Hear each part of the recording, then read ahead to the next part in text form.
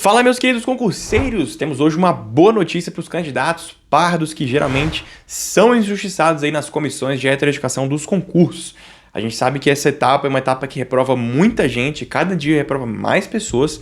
Recentemente, alguns concursos tiveram, o TRT-10, por exemplo, teve 72% de reprovação. O ENAC foi também por aí, 70% de reprovação. A gente está vendo que está tendo um movimento bem grande em relação à exclusão de pardos nas cotas dos concursos públicos.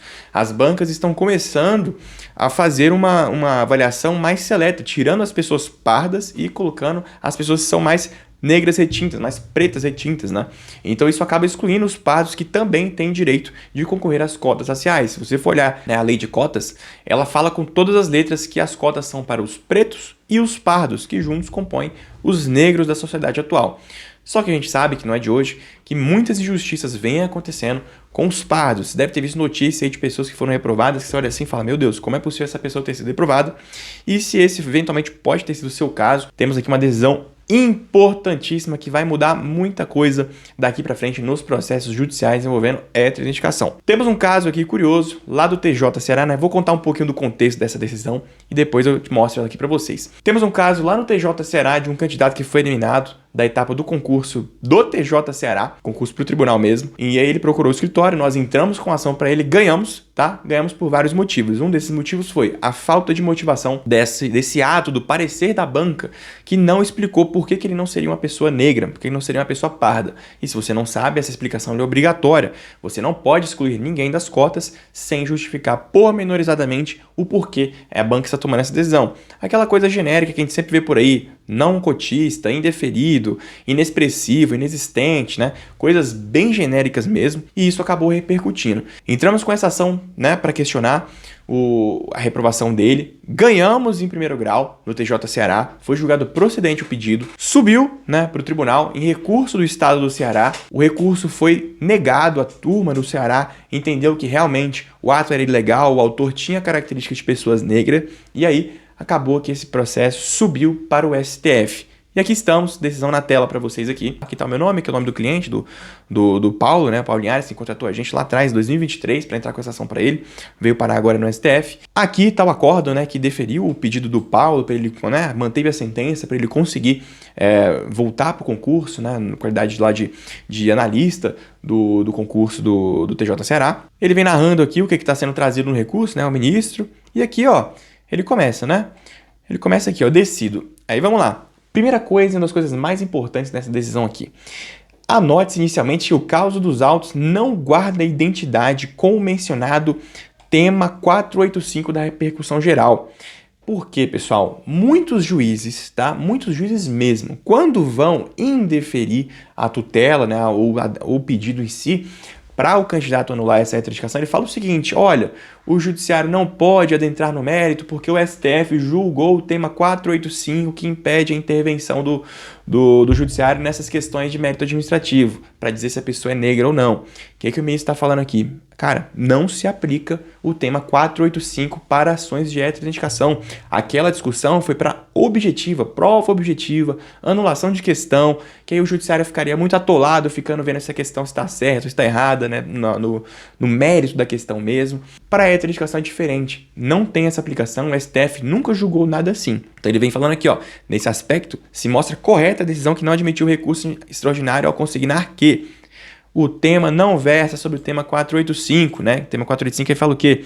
Reexaminar conteúdo das questões e critérios de correção utilizados, né? Então não é esse caso, é heteroidentificação, é totalmente diferente.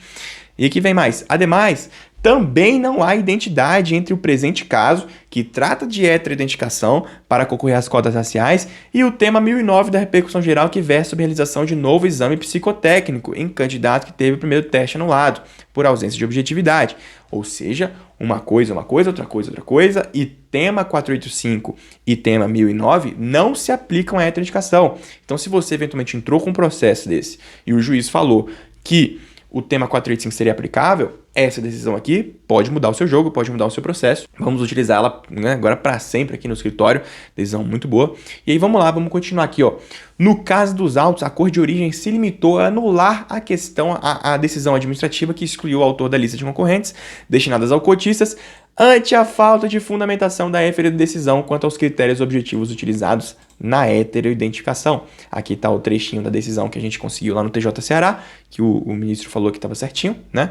E aqui, sobre o tema, segue o julgado, né? O julgado aqui do STF. Além disso, verifica-se que dos autos que o Tribunal de Origem manteve o entendimento constante da sentença que julgou procedentes os pedidos iniciais para ratificar a tutela de urgência concedida, para decretar a nulidade do ato administrativo que excluiu o requerente, Paulo Linhares, do concurso público do Tribunal de Justiça do Estado de Ceará para vagas destinadas a candidatos cotistas.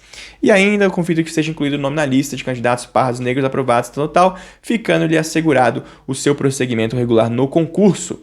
E aí vamos lá, ele até trouxe aqui os votos, né, o trecho dos votos condutores do acórdão, né, do segundo grau, agora sim falando o seguinte, olha, a parte alega ter optado pelo concorrer às vagas reservadas na condição de pardo, acabou sendo eliminado injustamente, sem qualquer fundamentação, apesar de ser claramente uma pessoa preta parda, conforme é possível se verificar pela documentação anexada. Nesse processo a gente juntou um monte de documento atestando que o Paulo aqui era uma pessoa negra, né, com certeza fez uma diferença grande na hora do juiz fazer essa análise da condição dele para ver se ele anularia ou não. Juntamos aqui laudos antropológicos, laudos dermatológicos, fotos, aprovações anteriores, fotos dos pais, certidão deles, certidão dos pais, todos os documentos possíveis foram juntados no processo, é por isso que é importante você trazer no seu processo de heteroidentificação uma carga gigantesca de provas, tá? Tudo que você conseguir juntar no seu processo, junte, que faz uma grande diferença. E vem narrando aqui o que aconteceu, né? Ele traz aqui, ó, no caso exame, tem-se que a fundamentação da banca de avaliação foi bastante concisa, tendo apresentado conclusão em termos genéricos, sem apresentar motivação.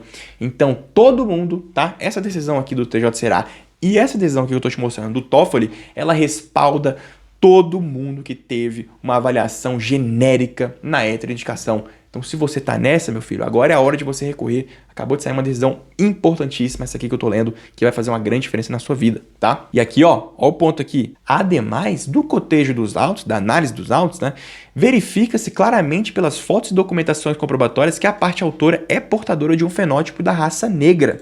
Outro sim, da análise das documentações anexas aos autos, é possível perceber que a decisão recursal não esclareceu de forma clara e objetiva as razões do indeferimento como cotista, haja vista que a manifestação se limitou a dizer que a banca realizadora do certame cumpriu as regras do edital, o que impossibilita a compreensão da decisão denegatória.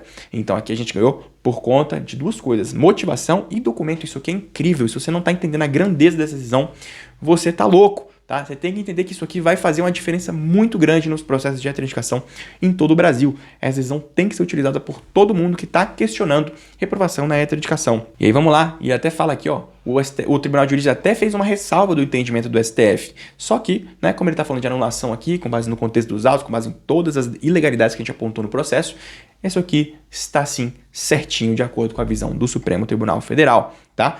Então aqui ele finaliza, né, trazendo aqui alguns precedentes e fala aqui também da necessidade de revisão de fatos e provas, né, que também não pode recurso extraordinário, e ele termina por, né, descendo aqui todas as citações que o ministro fez, termina por fazer o seguinte: ante o exposto, nega o seguimento ao recurso. E aqui finalizou, beleza? Então, essa decisão aqui vai fazer uma diferença muito grande para você. Se você eventualmente foi reprovado na heteroidentificação e não entrou com o seu processo ainda, tem que ver se dá tempo, tá? Se der tempo, clica no botão aqui embaixo, fala com a gente, que você vai receber uma análise gratuita do seu caso de viabilidade para ver se você realmente consegue passar nesse concurso, voltar para as cotas. Qual que é o prazo? Tá, aproveitando, qual que é o prazo para você recorrer da reprovação da heteroindicação, caso você tenha passado por isso há um tempo atrás? 1 ano a contar da homologação do concurso, se for um concurso federal, tá? Concurso federal prazo de 1 ano a partir da homologação.